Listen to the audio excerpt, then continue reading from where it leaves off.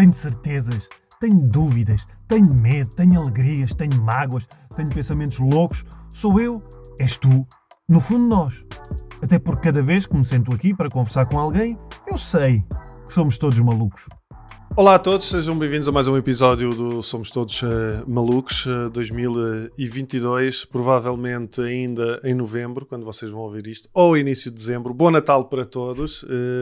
Qualquer dia podemos começar a desejar bom Natal em julho. A malta já fez árvore de Natal em outubro. Mas na realidade Natal é quando uma pessoa quiser, e também falar sobre saúde mental devia ser todos os dias, quando uma pessoa quisesse, sem stress, e é isso que nós fazemos aqui. Já sabem, ativem as notificações, o sininho, deixem os comentários, porque eu vou lá aos comentários. Muitos convidados vão também ver os vossos comentários e esclarecer algumas dúvidas. Portanto, estejam completamente à vontade, e muito obrigado quem me ouve e quem nos ouve nos podcasts, no Spotify, no iTunes, Chromecast e essas redes todas que eu não sei. Isto está mais onde? Onde é que isto está mais? Chromecast, iTunes, Spotify e eu sei que é outro. Não interessa. Ouçam. Pronto. A convidada de hoje foi-me sugerida, foram os próprios que entraram em contacto comigo e pareceu muito pertinente o tema, e por isso eu resolvi trazer a Margarida David Cardoso. Obrigado, Margarida. Obrigada. A Margarida é jornalista no Fumaça, não é? O podcast. É áudio, é só áudio. É só áudio.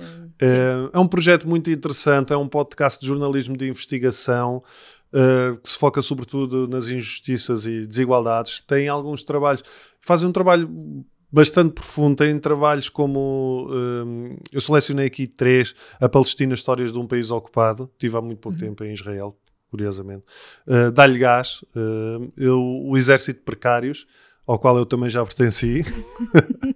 Mas ela está aqui por causa do último trabalho que se chama Desassossego, que são 13 episódios, certo? Centrados na saúde mental em Portugal, no estado da saúde mental, que foram cerca de 3 anos de investigação. 2 anos, sim. Demasiado tempo, sim. Não tiveste tu que também ser acompanhada depois, fazer terapia? Fazes terapia? Eu faço terapia, pronto. Sim. E começou mais ou menos, não sei se por causa da série, mas pelo menos a urgência de o fazer, ou a noção da necessidade, também foi reforçada por ouvir estas pessoas e por falar mais de 100 isso. entrevistas, não é? São mais de 100 entrevistas, sim. Nem todas aparecem nos episódios, mas ao longo dos episódios houve cerca de 70 pessoas. Não todas de forma aprofundada, algumas só houve uns bits. E esta reportagem, este trabalho foi feito só por ti? Não, de todo. Então. Assim, eu escrevi e fiz a grande parte das entrevistas, mas isso é um trabalho profundamente coletivo, em que trabalhou toda a gente que faz parte da redação do Fumaça, inclusive 3 pessoas que fizeram as entrevistas comigo, o Nuno Viegas, o Pedro Miguel Santos e o Bernardo Afonso, que fez quase tudo na série também, editou, compôs a banda sonora, a edição de som, por isso é um trabalho profundamente colaborativo. Eu acabo por dar um bocadinho a cara porque dou a voz à série, mas é totalmente um trabalho coletivo. E o que é que vocês pretendem ou pretendiam com este trabalho? Então assim, isto começou por ser uma coisa muito pequena. Basicamente a ideia era contar histórias na primeira pessoa de pessoas com problemas de saúde mental, com uma doença mental que já tiveram, que têm, que falassem da sua própria experiência. Bastante simples, e parecia-me um trabalho de 3 meses, vá. Eu faço isto. O que é que levou então a durar 2 anos? Sim, nós tínhamos uma pergunta que já tínhamos feito algumas entrevistas sobre isso, e tínhamos uma pergunta que era, havíamos esta frase: há falta de vontade política de mudar a situação da saúde mental, ou mudar o acesso aos cuidados, tornar isto, deixar de ser o parente pobre da saúde, né? Esta frase que é muitas vezes dita. E nós tínhamos sempre a frase: mas porquê? Porquê que é o parente pobre? O que é isto de... O estigma parecia-me sempre uma frase, uma palavra que as pessoas diziam assim de uma forma um bocado leviana, sem... O que é que significa o estigma? Tipo, que impacto é que isso tem na vida das pessoas? Que impacto é que tem no trabalho dos psicólogos, dos psiquiatras, dos enfermeiros? O que é que isso significa na prática, né? Então tínhamos estas dúvidas. O que é que isto significa? Porquê que é assim? E depois começarmos a falar com pessoas e não só, as experiências ligam-se sempre com o acesso que tu tiveste a cuidados de saúde. Sempre, não é? Tu estás a falar da tua experiência e vais sempre ter que dizer eu tive ou não acesso a cuidados, isto correu bem, isto correu mal. Então tínhamos que ir aprofundar isso. E quando começamos a entrar nesse caminho... Começaste a ver a merda que isto está, é isso, basicamente? Sim, e começamos a querer afundar-nos nisto, na verdade. E a irmos mais e mais a fundo. E depois começamos a fazer o que nós chamamos quase fotografias de determinados momentos. Por exemplo, nós fomos a Porto Alegre no início de 2021. E aquele retrato que nós fazemos é daquele início de 2021. Algumas daquelas coisas já podem estar desatualizadas, que é uma coisa um bocado esquisita no jornalismo. E é um bocado difícil de lidar para mim, que tenho sempre esta urgência da atualidade. Mas são importantes estas fotografias, acho eu, de momentos passados, porque nem tudo está corrigido hoje. Muitas coisas continuam perfeitamente iguais. E tu que estás nos serviços, que vais navegando no acesso, vais vendo coisas que são mesmo chocantes, não é? Que são...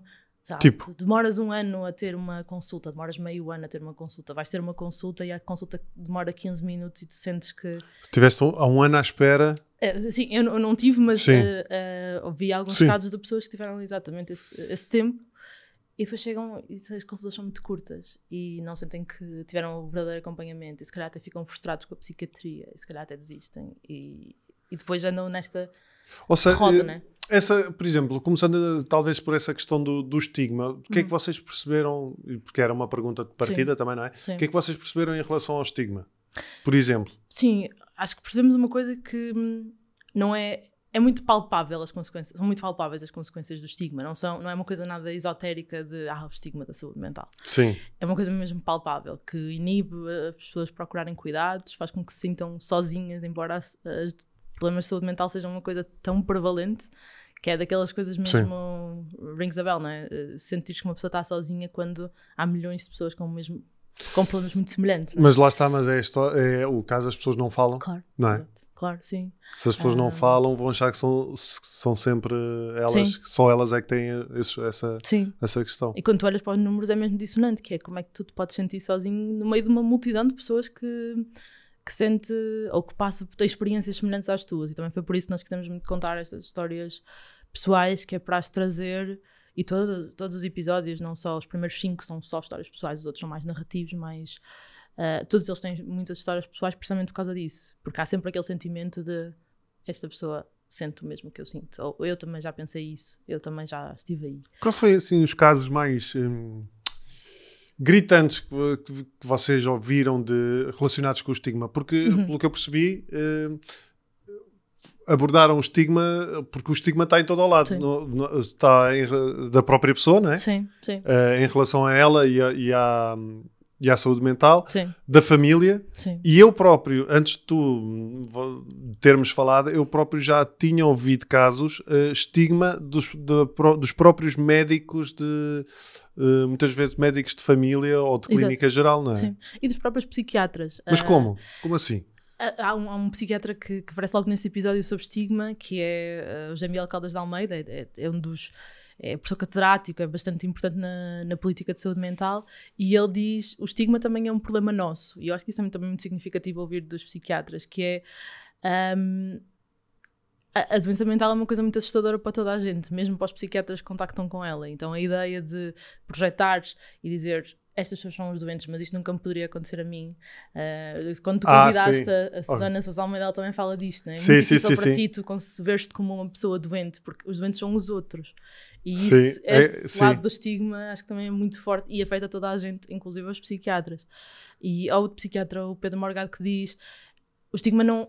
As pessoas que têm estigma, e todos nós temos os nossos preconceitos, as pessoas não são más, não são desinformadas. Às vezes o estigma pode partir da desinformação, não é? Mas... Sim, mas não porque tu podes associar também realmente o estigma a um conceito de ruindade. Sim, exatamente. E não é isso. É muito essa questão de tu achares que quando a coisa que te acontece e apanha-te de tal forma despercebida que tu achas como é que é possível isto acontecer? Não, isto não vai acontecer a mim, mas eu estou aqui a tratar os outros. Sim. Não é? Sim. Sim, há uma pessoa com quem nós falamos que não aparece na série, foi uma conversa muito mais informal, que diz precisamente isso. Ela é psiquiatra e a da altura deparou-se com um problema de saúde mental e ela ficou quase a sentir-se... Como é que eu posso quer dizer, eu não notei, eu não consegui prevenir, que é um pensamento que toda a gente tenta desconstruir nas outras pessoas, que é, tu não podes fazer nada, é uma doença, não é assim que funciona. Tu não escolhes ficar doente. E ela foi esse pensamento automático que ela teve. Mas é muito engraçado, eu deixei que isso me acontecesse. Porque se calhar também associam muito à cena de... E lá está, acho que não é por maldade, eu sou uma pessoa tão inteligente, Sim. não é? Eu estou tão consciente de mim. Se estou tão consciente de mim, como é que isto vai isso... acontecer? Porque uma coisa não se relaciona com a outra, não é? Sim. É isso, tu não escolhes partir um braço. Exatamente, tu partes um braço. Sim. Por isso é que é estigma, não é? Porque é uma concepção errada daquilo que na verdade está a acontecer às pessoas. Pá, olha, eu tive uma coisa que me aconteceu há uns dias e não está relacionada com a saúde, mas não está relacionada com a saúde mental. Eu tive aquilo que possivelmente será tipo areias nos rins, tipo cálculos renais, mas uma coisa muito simples. Pá, e eu também tive a cena de foda-se, estou a ficar muito velho, não, esta merda. Mas depois percebi, e o médico e faço imenso desporto, e bebo muita água, e depois o médico disse-me, pá, mas não tem nada a ver, isso é uma coisa que pode acontecer, os rins são filtros, portanto é uma coisa que naturalmente pode acontecer. Mas é engraçado que o estigma às vezes está nestes pequenos pormenores, não é? Sim, e depois traz muita culpa, não é? É como nessas coisas. Sim, a culpa, pois é, a culpa. Nas doenças cardiovasculares acontece na mesma, e na doença mental é muito isso, como é multifatorial, e há muitos mitos sobre o que é que causa a doença mental, que às vezes podem contribuir de facto, mas há muita culpa. Nós também falamos um bocadinho que é assim uma área muito esquecida, que é a psiquiatria da infância e da adolescência. Sim. E a doença mental nas crianças e nos jovens, e há muito o peso na família, e quando há uma doença grave há muito a culpa do que é que eu fiz. O que é que eu fiz para ter isto, não é? Sim. E então é um trabalho gigante de desconstrução da culpa, também para que a família toda não fique doente, também por causa disso. E essa questão da família, já que estás a falar disso, a importância também do estigma na própria família, não é? Sim, totalmente. E vocês devem ter encontrado imensos casos. Eu diria que, se calhar, das pessoas que falaram, sem conhecimento de causa, do vosso trabalho, mas das pessoas que falaram, eu diria que se calhar provavelmente o maior estigma, famílias, entidades empregadoras, provavelmente. Sim, muito disso está a ser desconstruído e na verdade também este clichê de que a pandemia veio trazer uma maior consciência sobre a saúde mental, também para um lado que me parece que nós falamos muito de saúde mental e ainda falamos muito pouco de doença e doença grave, acho eu. Sim. E acho que são barreiras importantes de se definir, porque há doenças mentais que tu, por muito que tenhas uma promoção brutal da saúde mental, não vais conseguir evitar essas doenças, não é? Doenças como a esquizofrenia ou doença bipolar. Sim, porque, claro, são condições... Não é por aí, sim, não tem a ver com... Sim. Com tu tratares bem da tua saúde, exato, ou não sei, são coisas que podem acontecer naturalmente. E há bocado perguntavas que histórias, assim, uma história mais marcante. Eu acho que há uma história que aparece nesse episódio do estigma, que é assim para mim muito paradigmática, e esta história também é pública, é a Sara Miguens, ela faz parte de uma associação incrível que se chama Sobreviver Depois do Suicídio, e é a história do pai dela, que foi diagnosticado muito tarde com doença bipolar, depois de anos de depressão. E assim uma coisa de... Tu olhas para o percurso de vida e vês como é que esta pessoa nunca foi acompanhada de maneira diferente. E é também isso que nos levou a querer aprofundar melhor o acesso aos cuidados de saúde. Porque foi uma pessoa que esteve sempre em contacto com os serviços de saúde, mas nunca foi devidamente e nunca teve as respostas que claramente precisava. Também é muito difícil às vezes ver na saúde mental exatamente o que é que se passa e o que é que a pessoa precisa, não é? E o pai dela, depois de muitos anos de lidar com a doença, ele nunca teve uma real compreensão do que é que aquilo significava e trazia muito de preconceitos e muito estigma de... Um homem é o que providencia. Sim. Um homem não tem este tipo de... Não pode dar parte fraca, não é? Sim. E isso era uma coisa que, lá está, também é geracional, vai-se desmontando, mas é uma coisa muito... Quando falamos das questões de género, há também sempre um impacto muito grande em todas as pessoas e também nos homens. E na verdade... A história do pai dela termina com um suicídio. Mas é desarmante a maneira como ela pensa sobre isto e como ela quer falar sobre isso precisamente para que outras histórias sejam diferentes. E essa associação faz um trabalho inacreditável em trazer essas histórias. Isso como é que as coisas podiam ter sido diferentes, como é que tu lidas com o processo de luto, porque há sempre aquela estatística de que o suicídio deixa pelo menos 6 sobreviventes, e como é que tu pensas isso, né? Como é que tu consegues olhar para a vida de uma pessoa tão próxima e ser muito racional e pensar o que é que podia ter sido aqui diferente, o que é que eu devia mudar nos cuidados de saúde? Essa posição política que ela tem e que muitas pessoas têm relativamente a coisas tão próximas e tão duras é muito impressionante. E claro que este é sempre o caso mais grave de todos, né? Não há nada mais depois disto, né? Sim. Mas ensina muito sobre a saúde mental. Mas no caso do pai da Sara, se calhar não tinha a ver tanto com o acesso à saúde. Tinha. Na concepção dela tinha, em parte, sim.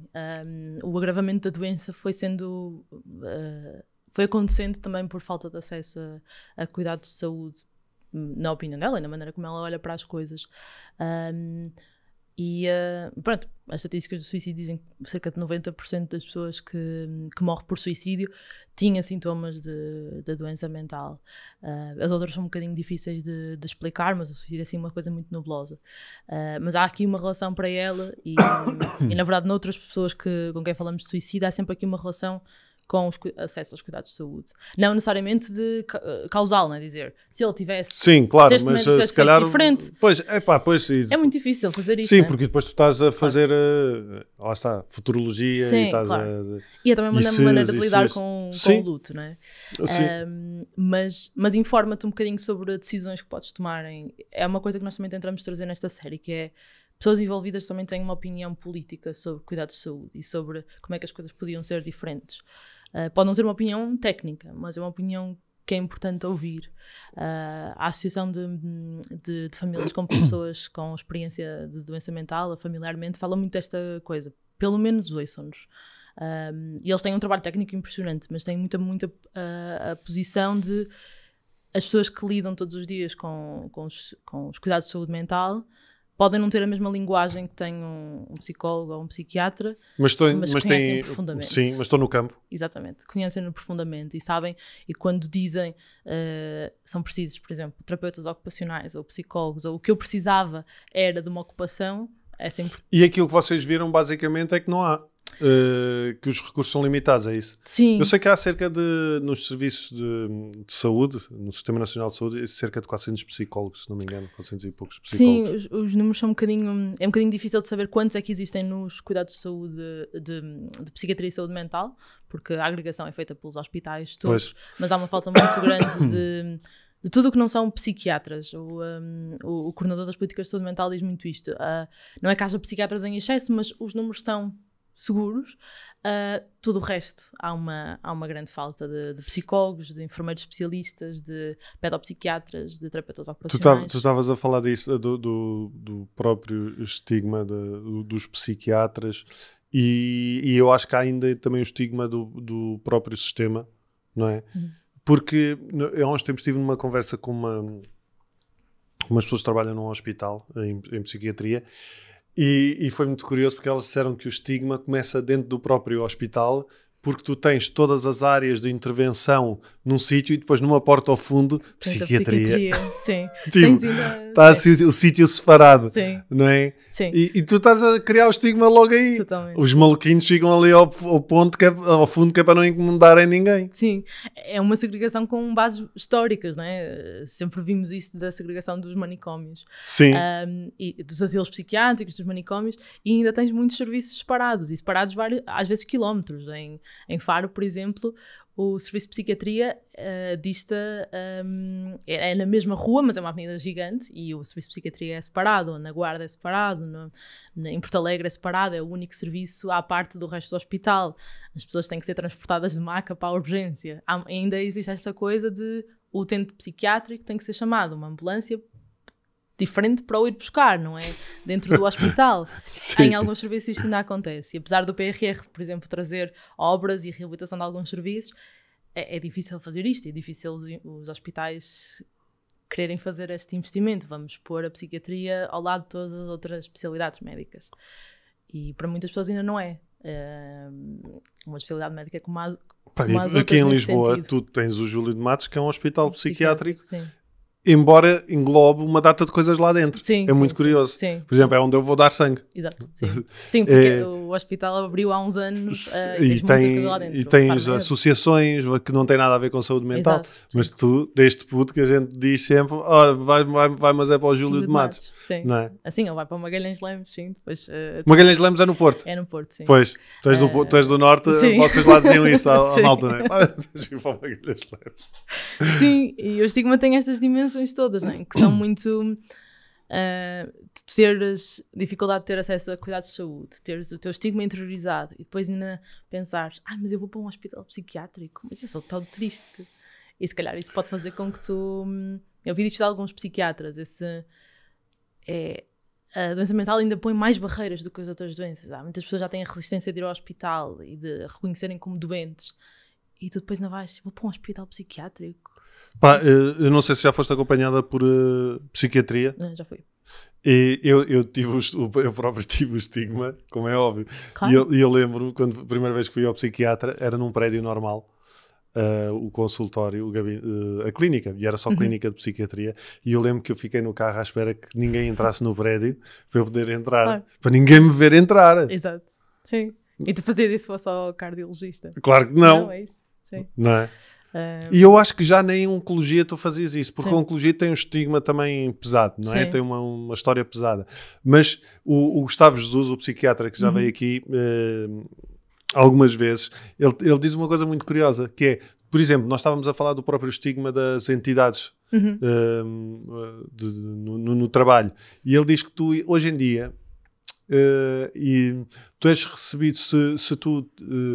regressares ao trabalho recuperado de um cancro, de um AVC, de um ataque cardíaco, seja o que for, tu és recebido como um herói. Se fores recuperado de uma depressão, a malta olha, vem aí um maluquinho. Sim, e tem que ter muito cuidado. Vocês viram muita coisa desse género, muitas histórias de pessoas que foram, no próprio trabalho, foram marginalizadas?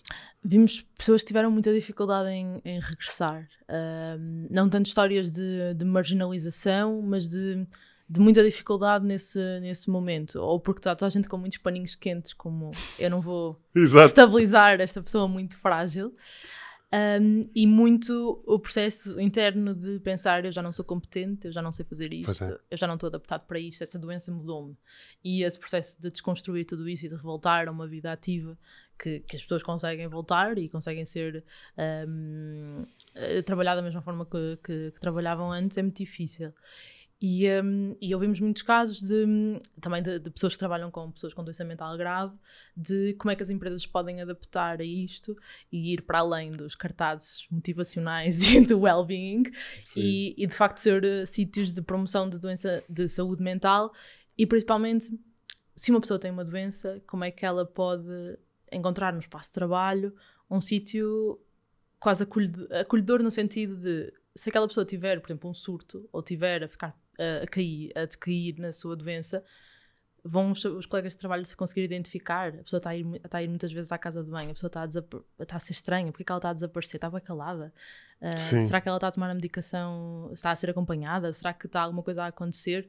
E às vezes reparar nisto cedo e estar ali para a pessoa e ser quase um protetor da pessoa isso, ou seja, uma recaída. Tu estás a falar um bocadinho também das redes de apoio. Sim, exatamente, sim. Não é que vocês também abordaram esse tema. Sim, como é que tu podes ser uma rede de apoio para outra pessoa?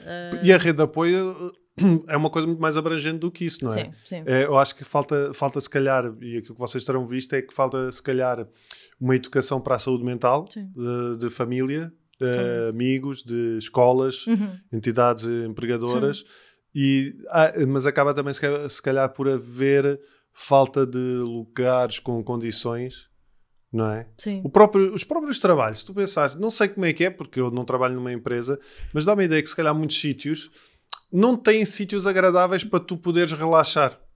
Sim, não é? Quando tu se calhar estás com um ataque de pânico ou de ansiedade ou simplesmente desconfortável, deixa-me ir ali descansar um bocadinho. Tu não sei até que ponto tens isso. Sim, e acho que também os espaços são criados por pessoas estarem à vontade com isso. Há uma pessoa que nós entrevistamos que fala muito dessa ele estava a ter um ataque de pânico e as pessoas não estavam a conseguir lidar com o facto de ele estar a ter um ataque de pânico. E ele é que tinha que estar a tranquilizar as pessoas. Estavam com o clássico, tem calma. Exatamente. Ou o que é que tu vais fazer? Ele estava num avião.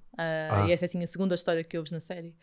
E ele viu-se na situação muito caricata de ter que acalmar as outras pessoas, de ter que as tranquilizar. Isto que eu estou a ter... Calma, isto que eu estou a ter é só um ataque de pânico. Exato. Não fiquem vocês com ataque. Ele não tinha ataque. sequer compreensão do que estava a acontecer. Foi o primeiro, foi assim uma situação muito overwhelming. E ele estava... Está tudo bem, eu não vou fazer um ataque terrorista, eu não vou destruir a vossa vida, eu estou só a sentir muito mal, preciso que vocês façam isto por mim, mas por favor, está tudo bem. E isto é muito o que é que significa às vezes ter uma doença mental ou ter um problema de saúde mental, que é tu tens de tranquilizar as pessoas à tua volta e tens que, que acalmá-las e dizer, não, eu estou bem, eu estou bem dentro da minha doença, eu consigo fazer isto, não vou implodir. Eu já tive um ataque de pânico num avião. Assim, uma experiência. É desagradável, mas eu diria um bocadinho mais do que um ataque de pânico noutro sítio, porque no avião é plena de consciência de que ninguém me vai conseguir ajudar aqui, eu estou no ar. Mas lá está, como eu já tinha tido, consegui gerir ali mais ou menos a coisa. Mas o que eu notei, a Catarina ia comigo e tentou, pronto, ficou ali ao meu lado, mas curiosamente a tripulação não ajudou grande coisa. Porque eu disse claramente, eu não estou bem, eu estou-me a sentir mal, vocês têm alguma coisa, têm um calmante, têm alguma coisa que possam dar? E ele sempre muito sorridente para mim, não, quer água? Posso-lhe trazer água? E eu, pronto, então traga-me água. Fez bons tempo para trazer a água. Sim. E como se fosse uma cena, como se eu tivesse perfeitamente normal. Tens todo o tempo do mundo. Sim.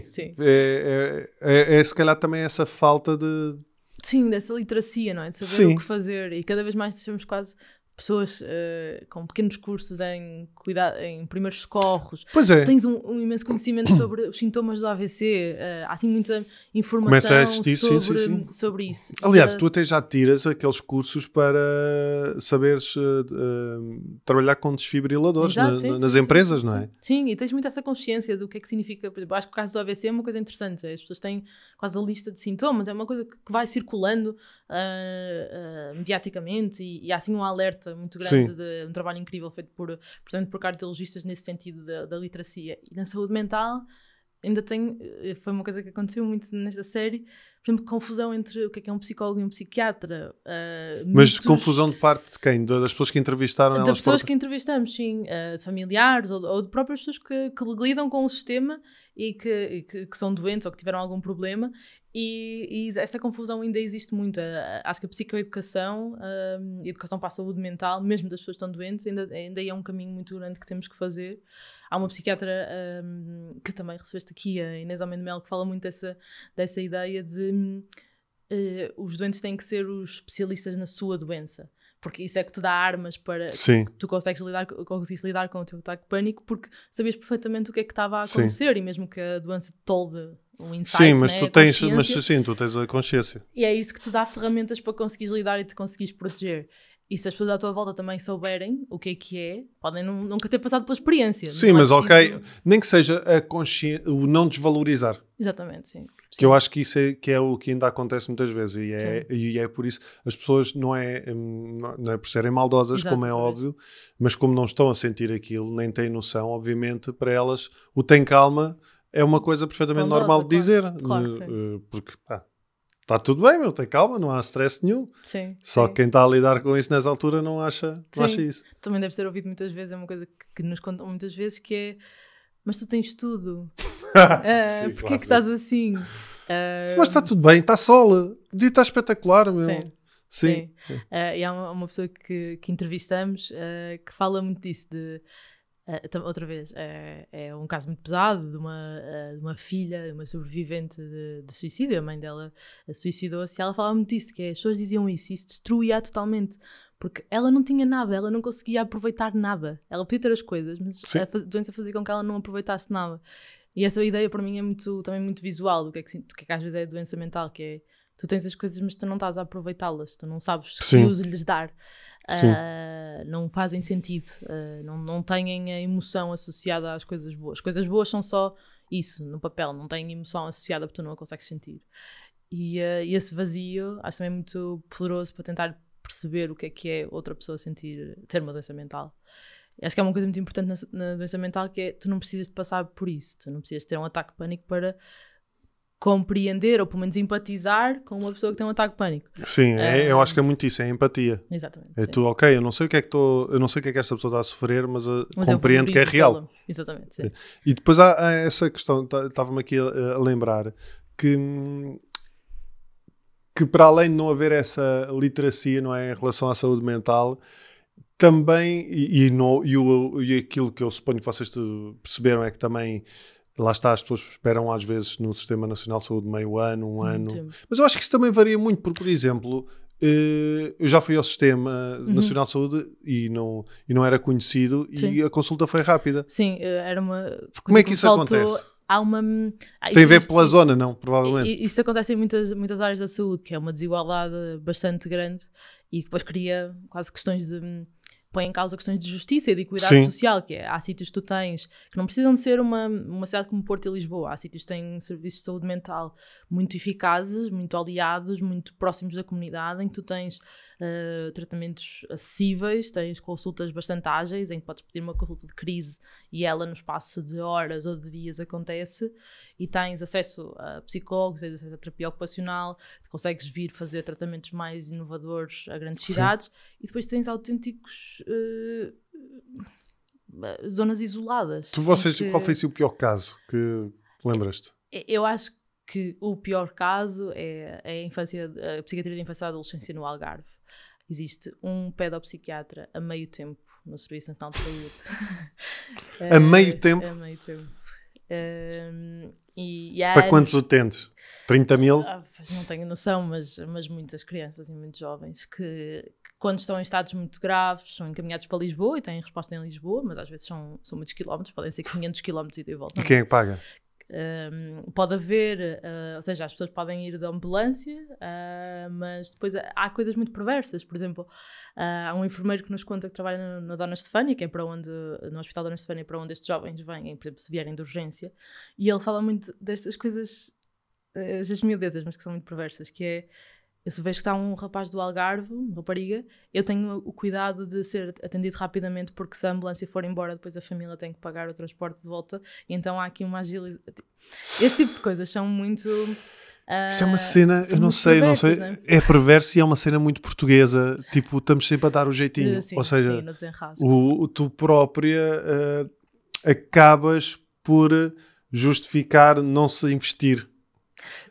Estás a perceber o que eu quero dizer? Porque nós vamos tapando os buracos. Sim, e eu percebo que isso venha dos profissionais de saúde, que venha exatamente essa lógica sempre, não é? Porque tu tens que sim, porque, exato, e então aparentemente parece que as coisas funcionam. Sim, sim. Eu concordo totalmente e gosto muito dessa ideia que é, se não há barulho não há mudança, não é? Claro. E eu percebo que toda a gente tem que dar a resposta tem que ser dada e naquele momento aquilo não é político, é aquela criança que precisa de uma ajuda, não é um problema sistémico e político.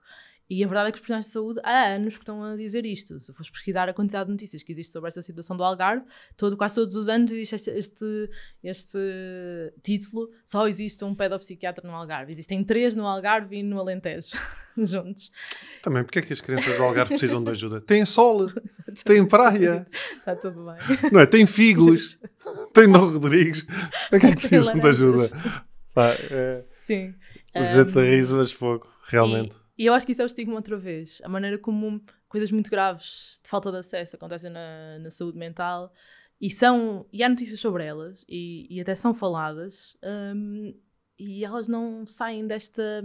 Essa frase a saúde mental é o parente pobre da saúde. Quantas pessoas já vieram berrar e gritar isso, não é? A Susana, a psiquiatra, ela trabalha no estabelecimento prisional. Exato. E ela disse-me algo que eu pude comprovar, porque eu tive a oportunidade de ir lá ao sistema prisional, ao Hospital São João de Deus, e ela disse-me, se achas que a saúde mental é o parente pobre, aqui dentro somos os sem-abrigo. É surreal. Sim. Porque isto leva-nos aqui a outra questão, para além disso, é a própria falta de condição de... Se uma pessoa precisa de ficar internada, se precisas... Não há sítios agradáveis. Sim. Não é para tu ficares. Sim. Não é que tenha que ser uma estância, um resort.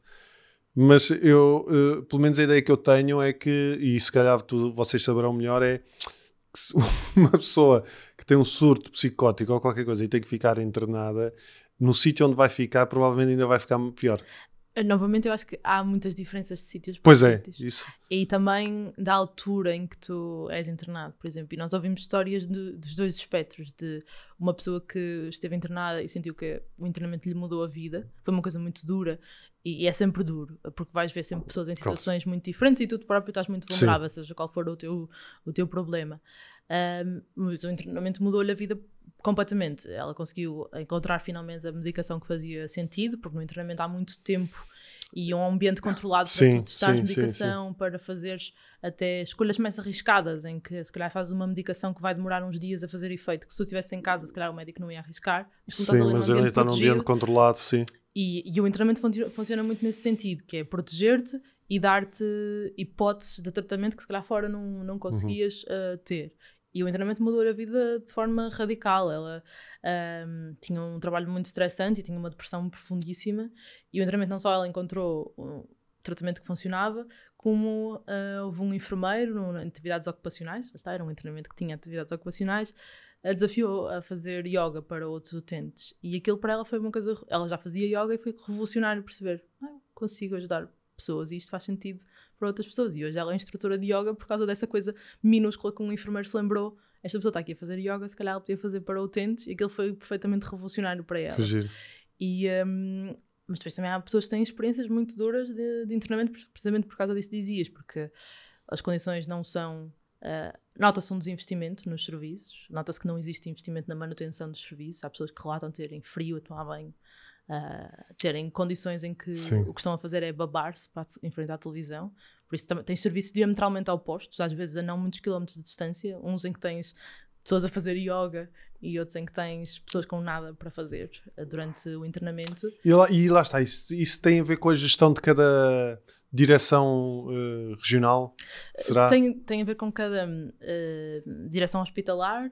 Até há muito pouco tempo havia um peso muito grande nisso, porque não havia um grande poder que é hoje a Coordenação Nacional das Políticas de Saúde Mental, que desde o final de 2021 tem alguns poderes mais concretos para intervir nos serviços, que durante estes anos todos não teve, e que foi algo que sempre reclamaram, que é poder dizer aos serviços, por exemplo, se há serviços com uma lógica mais asilar e que não têm os psicólogos ou os terapeutas ocupacionais necessários, fazer alguma pressão efetiva sobre os serviços, sobre vocês têm que ter respostas comunitárias, vocês têm que ter este tipo de respostas para as pessoas. Este projeto que vocês estão a ter não faz sentido nenhum nesta região. O que esta região precisa é, porque tem muitos jovens com doença mental, o que precisa é de atividades nas escolas, o que precisa é de consulta rápida para que, em situação de crise, esse tipo de coisas.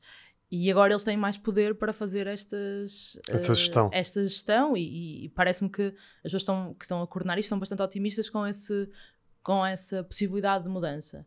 Mas durante muito tempo tudo na saúde mental estava um bocadinho à mercê de falta vontades. O plano existe, mas o plano não existe desde 2007, que devia ter sido cumprido até 2016, depois foi estendido até 2020. Só que o plano, nós falamos isso no episódio 12, ele dependeu de vontades políticas e de ciclos políticos, não só... A sério? A sério que dependeu de vontades políticas? Mas não só de governos, mas também dos próprios centros hospitalares ou dos próprios hospitais, que é, se há numa altura uma direção hospitalar que está muito motivada, que fizer sempre estas coisas, quase que o administrador tem uma pessoa na família que tem uma doença, ou pronto, é uma pessoa sensível a isto e por algum motivo tem uma sensibilidade para isto, mas a saúde mental, como provavelmente muitas outras especialidades, está muito vulnerável a estas vontades, porque havia assim um vazio de poder em que, embora houvesse um plano que é muito consensual e que toda a gente elogia bastante, ele esteve ali vazio de poder durante muitos anos, e a mudança que aconteceu no final de 2021 vai trazer aqui uma esperança. Vai-se demorar a ver se ela é concretizável e novamente depende de vontades. Eu diria que não vai ser, acho eu. O que é que vocês acham? Não sei, não sei. Vejo otimismo e o que acho que é importante.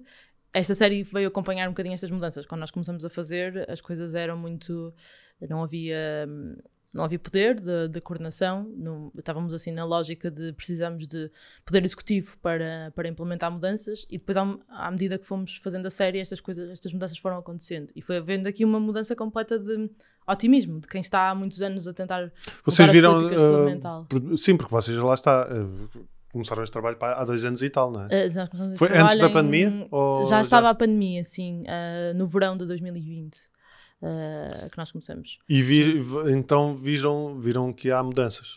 Vimos que há mudanças. O PRR veio trazer um investimento que dizem os responsáveis pela coordenação do plano nunca aconteceu na saúde mental, e veio trazer medidas concretas. Elas já existiam no Plano Nacional de Saúde Mental desde 2007, e estes ares de reforma, este otimismo já existiu.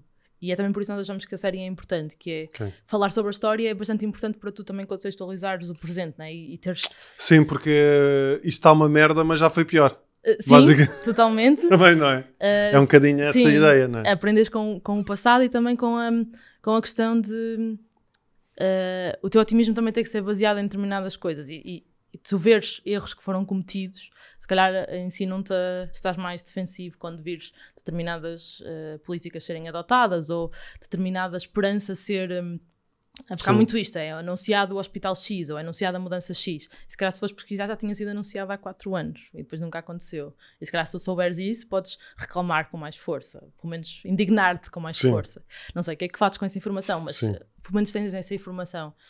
E nós tentamos fazer muito isto, esta quase arqueologia política, que às vezes é muito mal, não é muito mal, mas às vezes é mal recebida pelas pessoas que nós tentamos interrogar, porque é muito complicado chegar a ver uma pessoa e dizer esta decisão que tomou em 2007 foi porquê? Pois. porque as pessoas já fizeram muitas coisas entretanto, e porque eu acho que não temos uma cultura no jornalismo e na política de quase prestação de contas. Acho que não temos imenso essa política, e tu questionares alguém sobre a decisão tens muito de ajuste de contas. Exato, sim, e muito do presente, eu acho. Sim. Tu falares com alguém sobre uma situação que aconteceu, por exemplo, há 1 ano, há 2, há 3, e se calhar essa situação já foi resolvida, mas o que me interessava a perceber é, então, mas como é que chegamos ali? Porque interessa-me perceber, mas quando isto voltar a acontecer, como é que eu tenho garantias que não vai voltar a acontecer? E também há uma coisa que me parece importante, que é, há pessoas afetadas por decisões que mesmo que elas já não tenham feito hoje, essas pessoas viveram essas decisões, sofreram com elas, tiveram os impactos delas. Também é preciso quase um closure do que é que aconteceu. Por exemplo, há um caso que é bastante paradigmático disso, que foi, durante vários anos, foi suspensa, deixou de existir, com participação a 100% da medicação antipsicótica para doenças mentais graves. A medicação antipsicótica é usada não só por pessoas que têm sintomas psicóticos, mas também há pessoas que tomam para dormir, e é prescrita.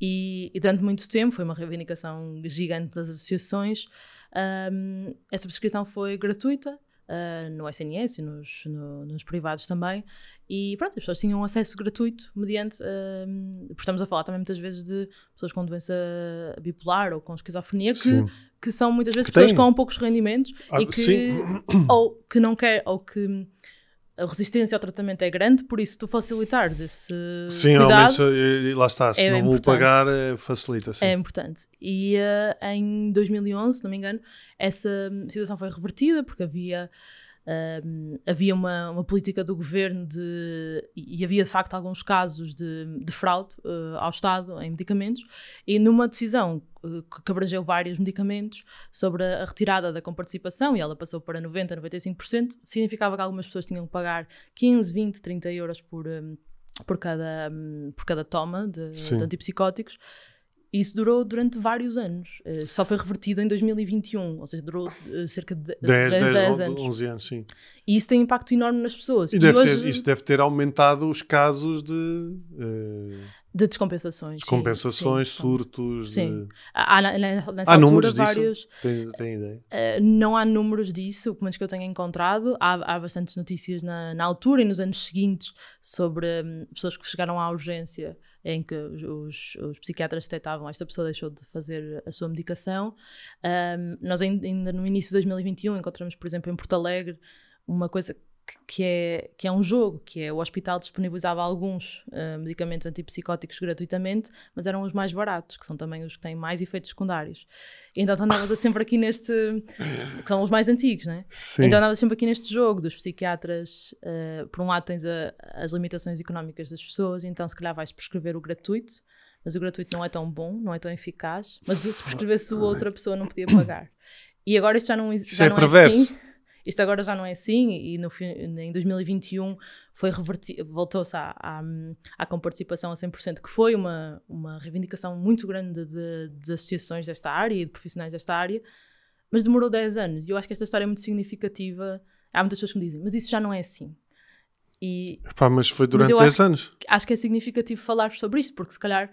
Porque é uma decisão que impactou muita gente e que te informa para o futuro, não é? Quando decisões como esta forem tomadas ou decisões que te parecem pequeninas, esta decisão era para durar uns meses. E não terá sido essa decisão também porque foi tipo pagar o justo pelo pecador, não é? Porque as fraudes claro que sim.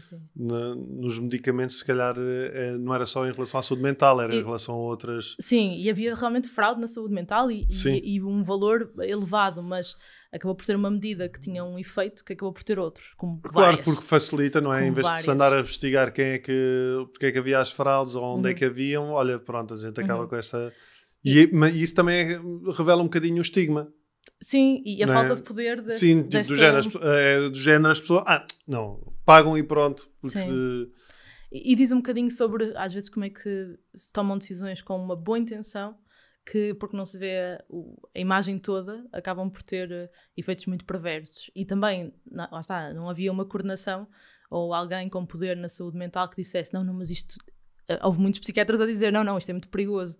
Mas lá está, é muito difícil influenciar as decisões políticas e ter sempre alguém, por exemplo, no Ministério da Saúde, que esteja perfeitamente atento à saúde mental. Há 1000 fogos para correr, não é? Sim.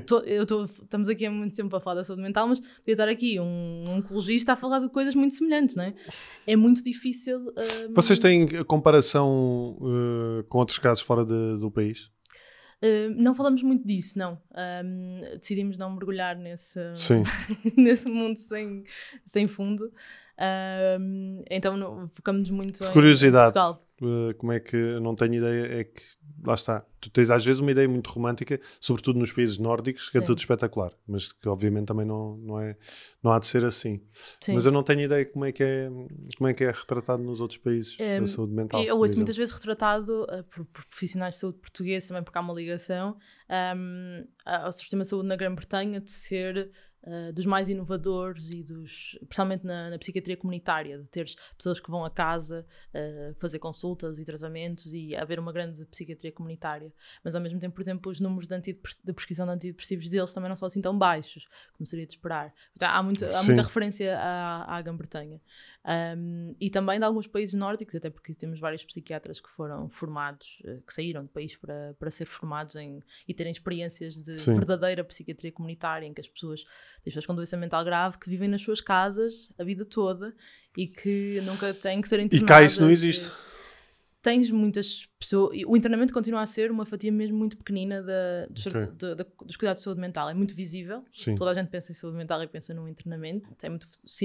Foi usado muito no cinema e isso tem um impacto grande. Sim. Mas o internamento continua a ser uma fatia muito pequena dos cuidados. É possível e acontece muitas vezes uma pessoa passar a vida toda com uma doença mental grave e não ser internada. Mas também há muitas pessoas que são internadas muitas vezes ainda. E a reincidência no internamento ainda é uma coisa grande. Mas nos últimos anos temos feito uma transição que ainda é lenta e que não tem cumprido as metas a que se propôs de tratamento na comunidade, das pessoas não terem que se deslocar quilómetros para ir ao hospital e das equipas virem a casa, é o que se chama as equipas de saúde mental comunitária. As equipas vão a casa para administrar a medicação, fazer terapias, principalmente com doentes mentais graves. Provavelmente depois também não há muita gente para fazer isso, não é? Não há muitos terapeutas. Essas pessoas têm que ser contratadas e estas equipas está previsto e estão a ser contratadas até ao final de 2026. Espera-se que haja 40 equipas destas em todo o país e já existem hospitais que têm as suas próprias equipas. Mas relativamente àquilo que tinha sido proposto e àquilo que é necessidade, ainda é lento. A mudança está a acontecer mas é lento, acho que é principalmente isso. Qual é que é a perspectiva? Qual foi a ideia com que vocês ficaram quando terminaram este trabalho?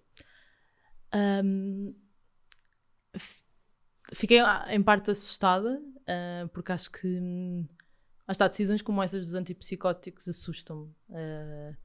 Porque acho que tem... A leviandade com que são tomadas? Sim, eu acho que as pessoas nunca têm más intenções e é só...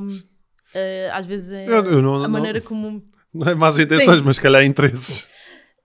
Eu acho que principalmente às vezes é muito difícil administrar na saúde e ter em conta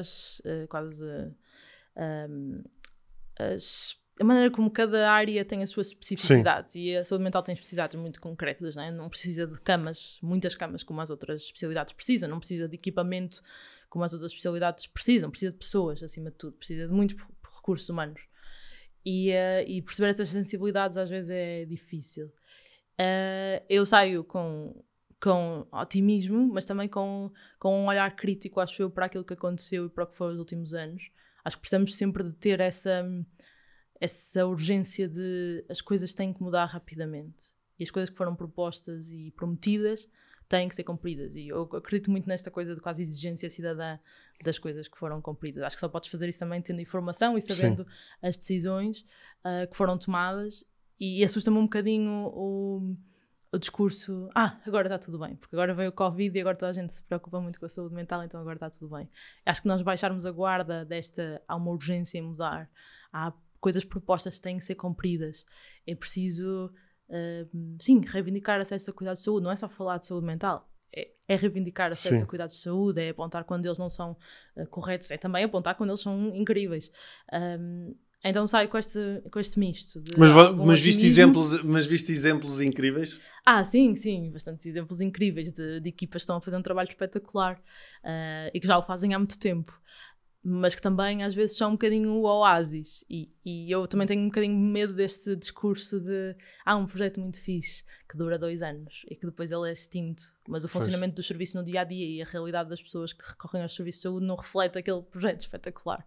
Mas há muita coisa incrível a ser feita, precisa de ser generalizada, porque senão é muito injusto, não é? Tu és acompanhada em Lisboa e tens acesso à psicoterapia 2 vezes por semana e a tua família tem acesso à terapia familiar, e depois vais para o Algarve e não tens consulta de pedopsiquiatria. É uma coisa mais básica, não é?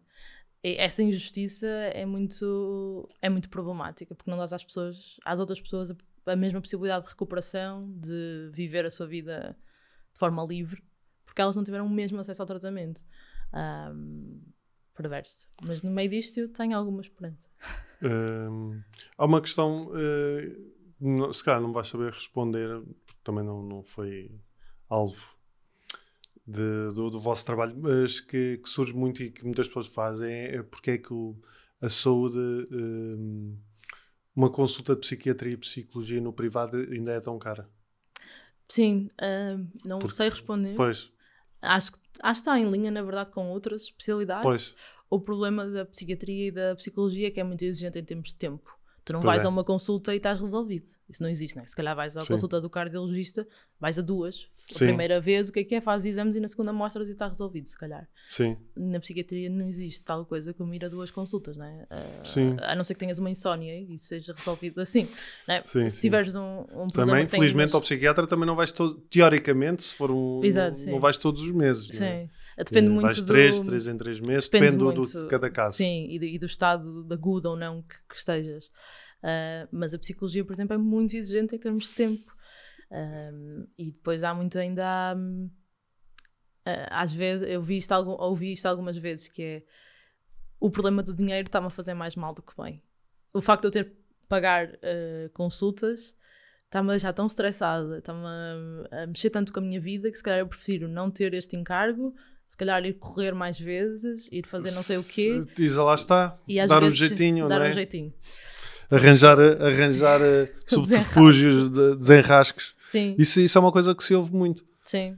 E arranjas uma narrativa de se calhar não preciso assim tanto disto. E depois vem o estigma a reforçar, mas também há um estigma que não é um estigma, que é realmente, às vezes o sistema confirma-te que se calhar a saúde mental não importa assim tanto, não é? Parece confirmar isso. Se tu não tens acesso à terapia no SNS, por exemplo, à psicoterapia, parece que confirma que a psicoterapia não é assim tão importante. Sim. Isso é uma boa... Infelizmente, é uma boa imagem. É uma boa imagem. Esta reportagem começa a ser emitida no vosso site a partir de 26 de novembro? 24 de novembro, em todas as aplicações de podcast. Sim. Eu acho que dia 24 de novembro já estamos no ar com este episódio. Portanto, eu vou deixar o link aqui na descrição do vídeo. Os episódios são semanais? Os primeiros 5 vão sair ao longo de 2 semanas e depois semanalmente. Quem for contribuidor do Fumaça, quem fizer uma contribuição mensal, tem os 13 episódios logo à partida, desde o início, para ouvir como lhe apetecer. Ok. Parabéns, olha, parabéns pelo vosso trabalho. Também podíamos fazer aqui só uma conversa sobre o jornalismo em Portugal.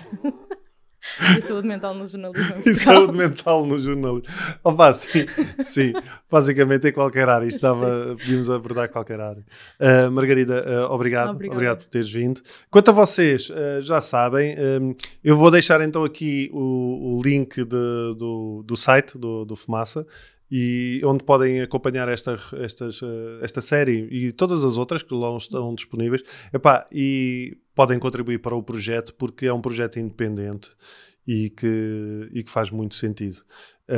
Deixem os vossos comentários, os vossos likes, deixa o like e ativa o sininho. E já sabem, vou deixar-vos aqui com uma questão: como é que é os serviços de saúde mental na zona onde vocês vivem? Tenho essa curiosidade. Deixem se já usaram e como é que foi. E depois continuamos esta conversa nos comentários de quem estiver aqui no YouTube.